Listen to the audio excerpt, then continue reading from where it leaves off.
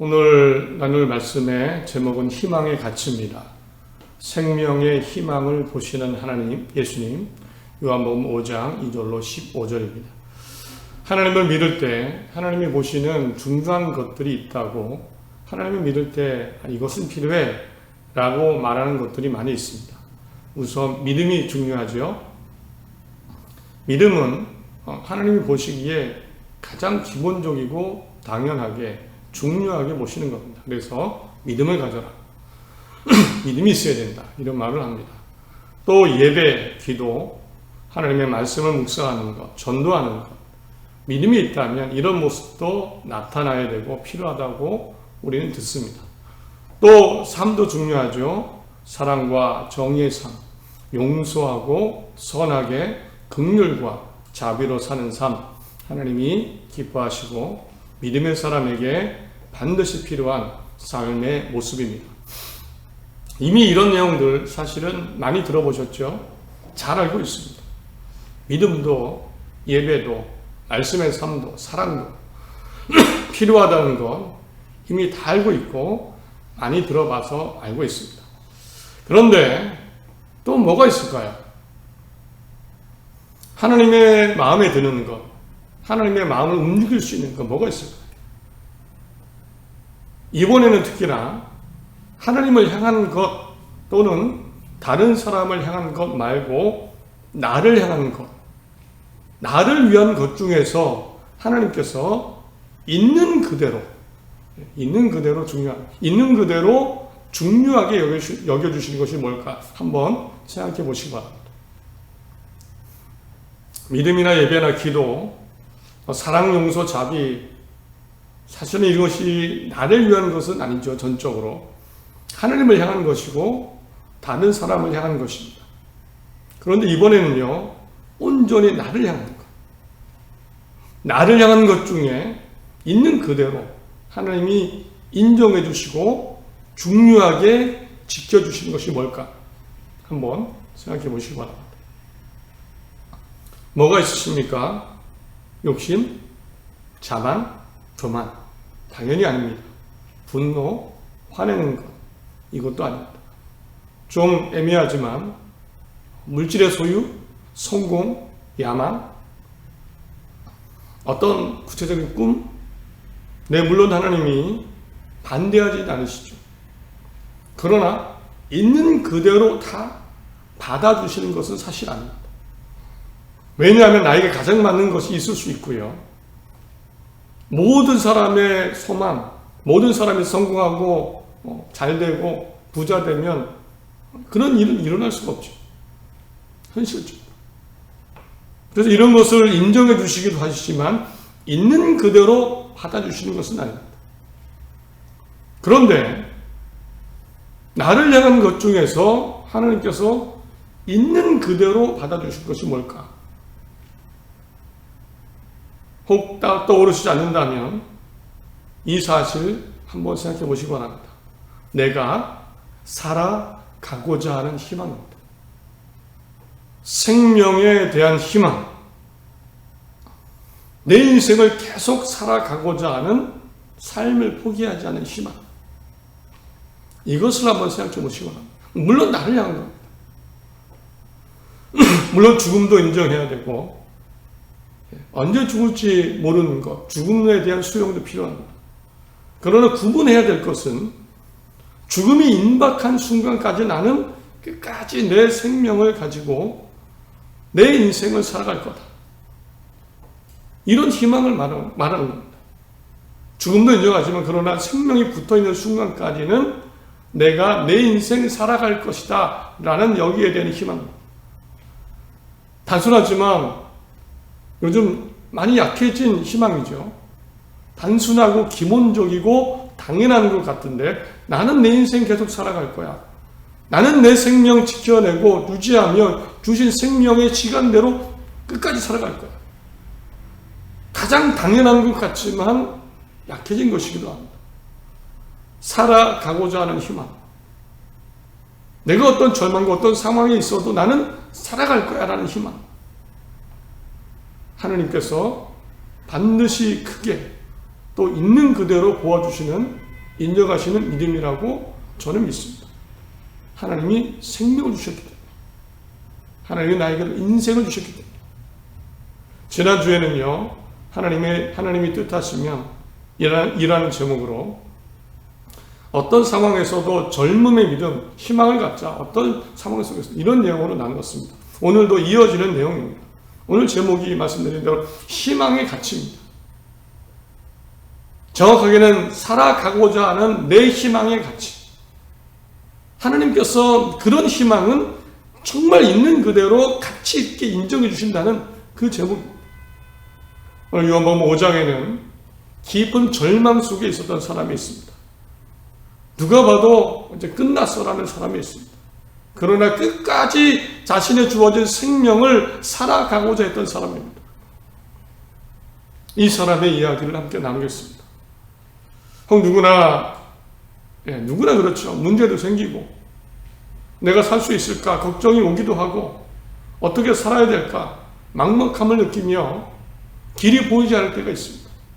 그러나 오늘 말씀 함께 나누면서 그래도 나는 앞으로 살아나갈 것이다. 주신 생명, 이 생명을 가지고 살아나갈 것이다.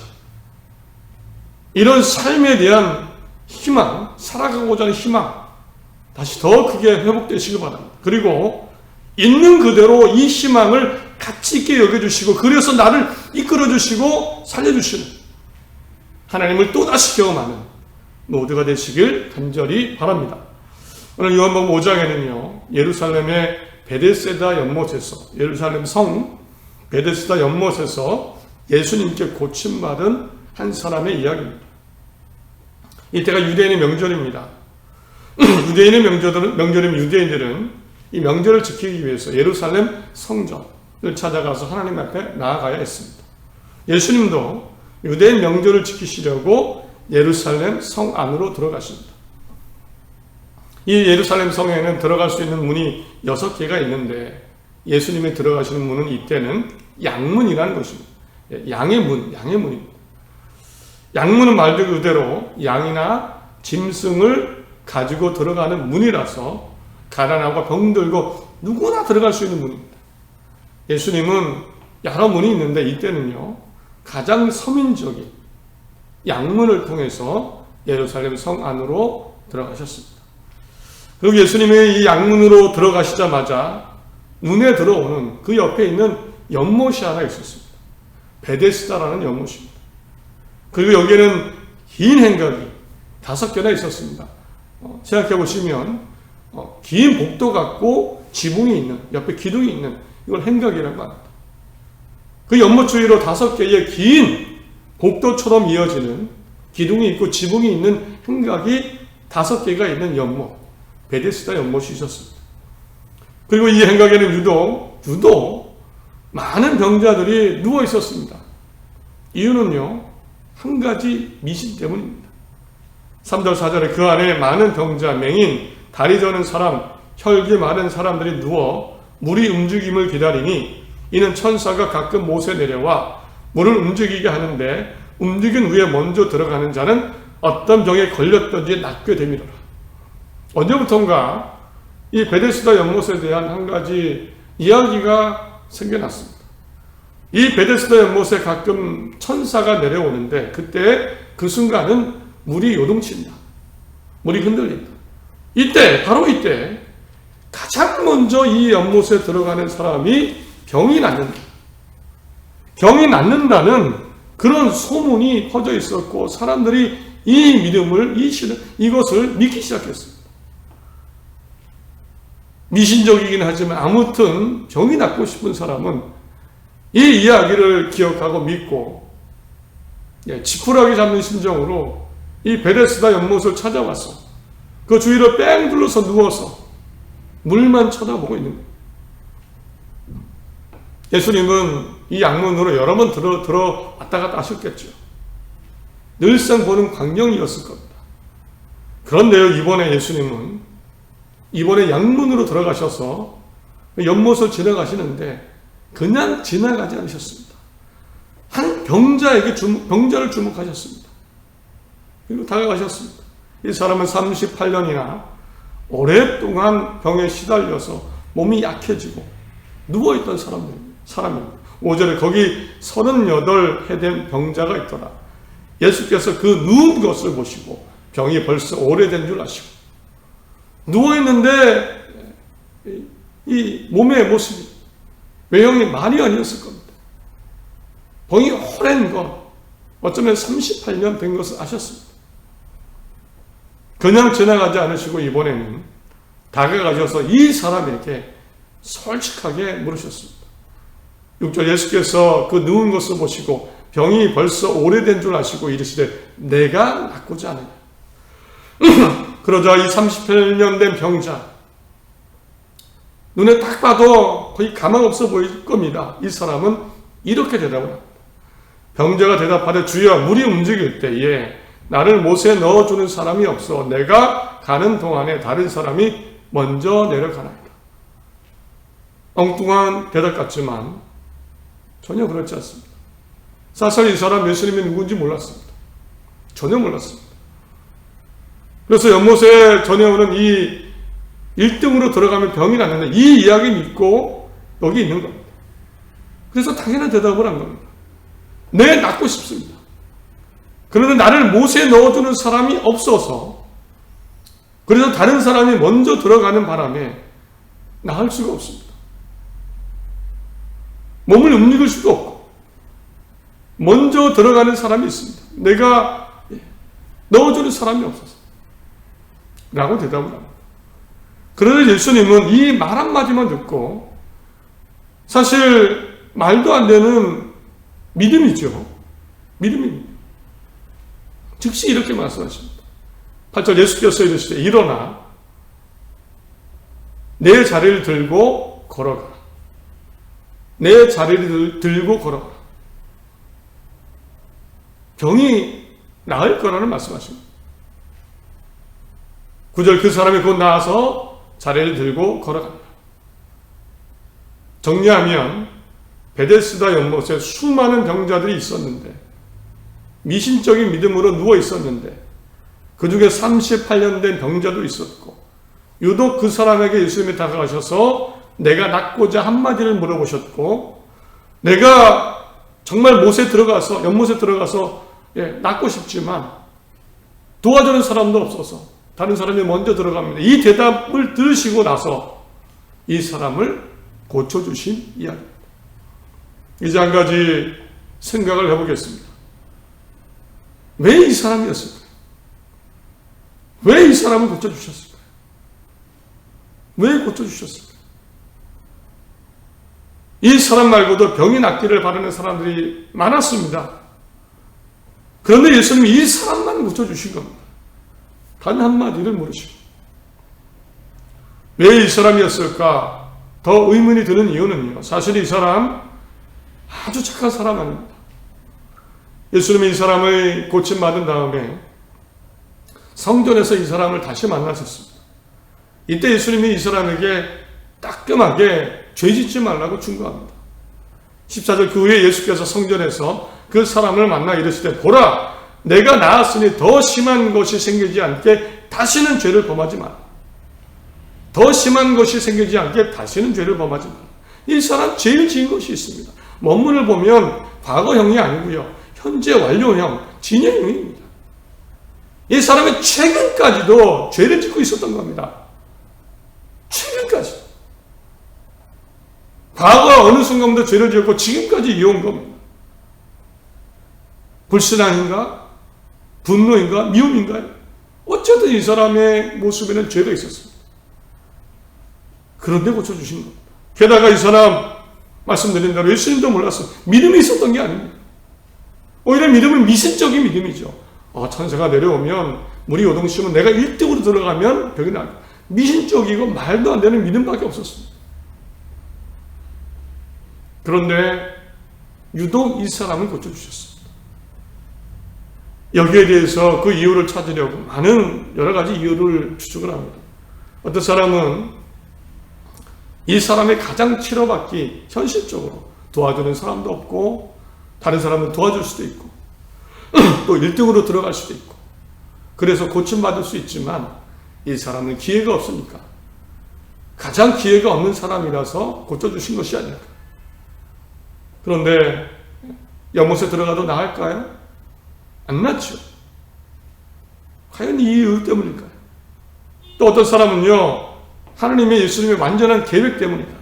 우리는 모르지만, 물론 모르지만 어떤 계획 때문에 이 사람을 유독 고쳐주신 거다. 과연 계획 때문일까요? 또 어떤 사람은 이 사람을 몰래 혼자만 고쳐주신 이유를 이날이 안식일이라서 라고 말합니다.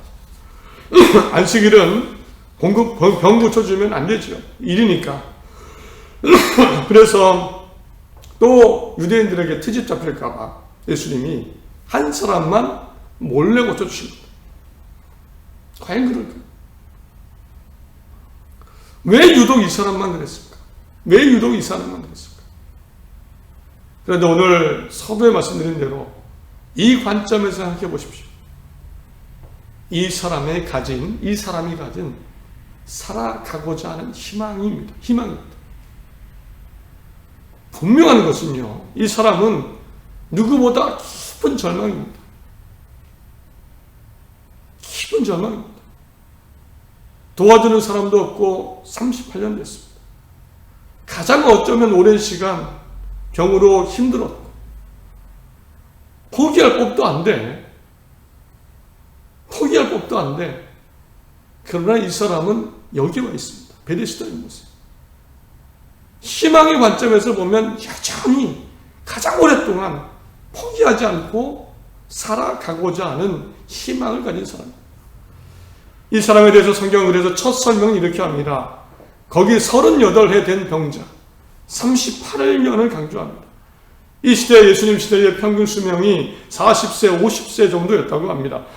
평생 그렇고 인생의 끝자락인데 그래도 내가 낫고자 살고자 합니다. 그래서 베데스다 연못에 와 있습니다. 예수님도 이 사람에게 주목하셨죠. 그 긴 시간 예수께서 누운 것을 보시고 병이 벌써 오래된 줄 아시고 아주 오래됐습니다. 지금도 38년은 긴 시간인데 그때는 그냥 평생입니다. 평생 이 정도로 힘들었으면 그만 살고 싶다 어쩌면 여기까지겠지. 베데스다 연못에 있지 않고 어쩌면 어떤 골목, 허름한 곳, 지방 구석에서 거기에 있을 수도 있었습니다. 베데스다 연못이 아니고 그냥 자포자기 심정으로 거기에 머물러 있을 수도 있는데 이 사람은 연못에 가 있습니다. 베데스다 연못. 게다가 이 사람 1등으로 들어갈 수 없는 것 알고 있었습니다. 이미 경험했습니다. 안 된다는 거. 걷지도 못하죠. 도와주는 사람도 없죠. 예전에도 보니까 다른 사람이 1등 했습니다. 경험으로 경험했습니다. 나을 수가 없습니다. 그런데 이 사람 베데스다 연못에 와 있습니다. 예수님이 낫고자 하느냐, 내가 낫고자 하는 물음, 사실은 희망에 대한 확인인 것 같습니다. 확인. 여전히 당신 희망이 있습니까? 살아가고자 하는 희망이 있습니까? 예수께서 그 누운 것을 보시고 병이 오래된 줄 아시고 이르시되 내가 낫고자 하느냐. 예수께서 그 누운 것을 보시고 병으로 38년 동안이나 고통받은 것을 아시고도 이렇게 물으셨습니다. 당신에게는 그래도 여전히 살아가고자 하는 희망이 있습니까? 병이 낫고 싶은, 그래서 끝까지 여전히 살아가고자 하는, 주신 인생을 살고자 하는 희망이 있습니까? 이렇게 물으신 겁니다. 이 사람의 대답도 사실 희망의 관점으로 보면 이렇습니다. 병자가 대답하여 주여 물이 움직일 때 나를 못에 넣어주는 사람이 없어 내가 가는 동안에 다른 사람이 먼저 내려가나이다. 희망을 얻어서 읽어봅니다. 선생님, 나는 여전히 낫고 싶습니다. 물이 움직일 때를 기다리고 있습니다. 몸을 제대로 움직일 수도 없고 다른 사람이 도와주지도 않지만, 그래서 매번 다른 사람이 먼저 들어가지만 그러나 여전히 낫고 싶습니다. 그래서 여기 있습니다.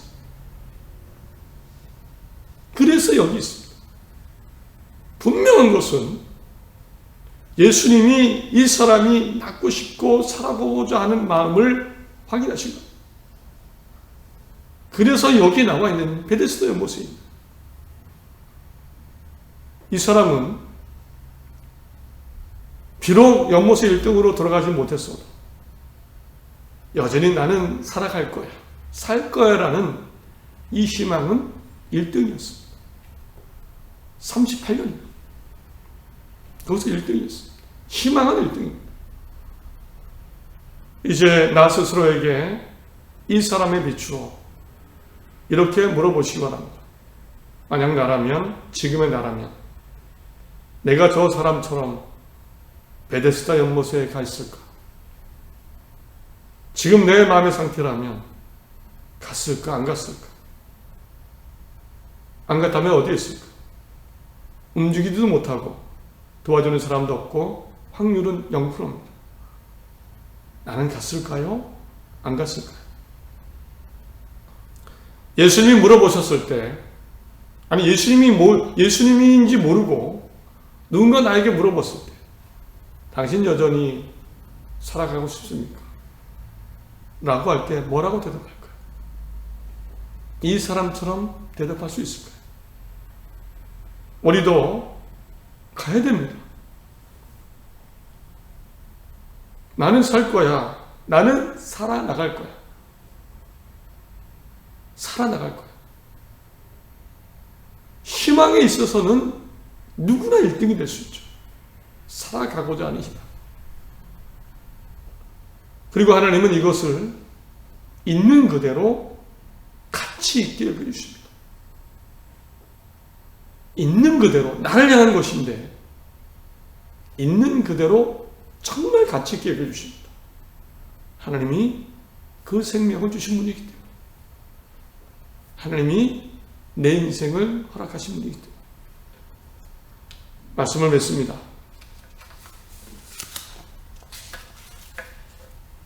이 사람 착한 사람 아닙니다. 말씀드린 대로. 저 같으면 포기했을 것 같습니다. 저 같으면 모른 척 했을 수도 있습니다. 그러나 예수님은 먼저 생명, 먼저 살아가고자 하는 마음, 이것을 그대로 가치 있게 여겨주셨습니다. 대신 나중에 따끔하게 충고하셨죠. 더 심한 것이 생기지 않게 다시는 죄를 짓지 마라. 좀 의아하기도 합니다. 이 사람 착한 사람도 아닌데.